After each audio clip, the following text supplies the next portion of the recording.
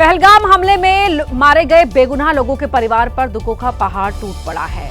कानपुर में एक ही परिवार के 11 लोग श्रीनगर घूमने गए थे। ये ग्रुप श्रीनगर से पहलगाम पहुंचा।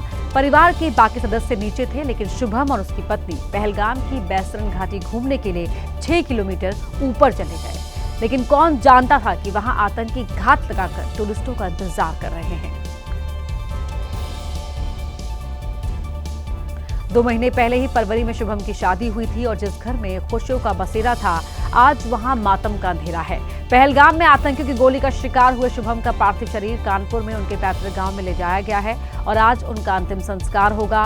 पूरे इलाके में एक ओर जहां शुभम की मौत का गम है, तो दूसरी ओर आतंकियों के खिलाफ और आतंकियों के आका पाकिस्तान के खिलाफ भारी गुस्सा है।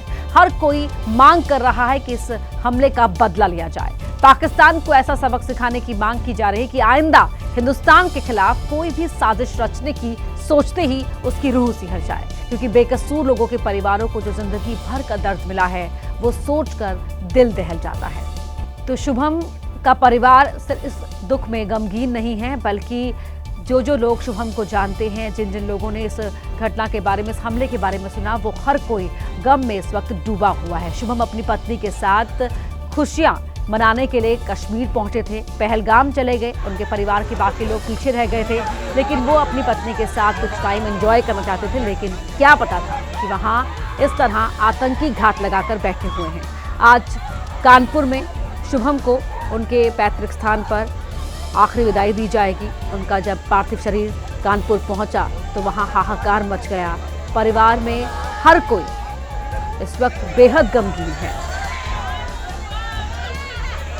अभी कुछ दिनों पहले ही शुभम की शादी हुई थी और पूरा परिवार शुभम की शादी की खुशियों में डूबा हुआ था।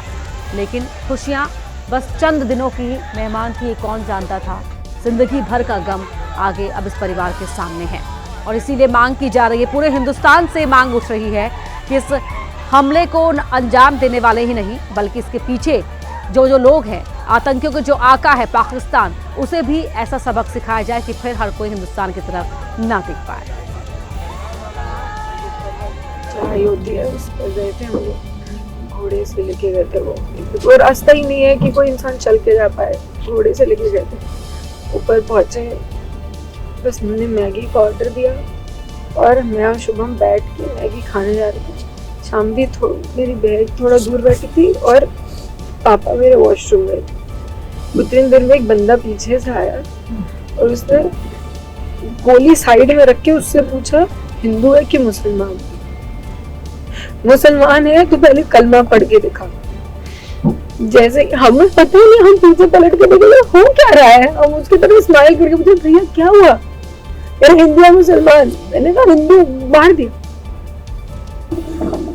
मार दिया। पहली गन उसी पे चलाई, उसके बाद 70 लोगों को मार दिया।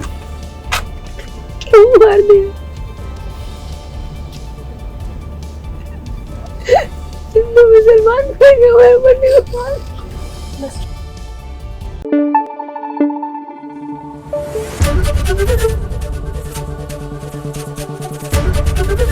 एबीपी न्यूज आपको रखे आगे।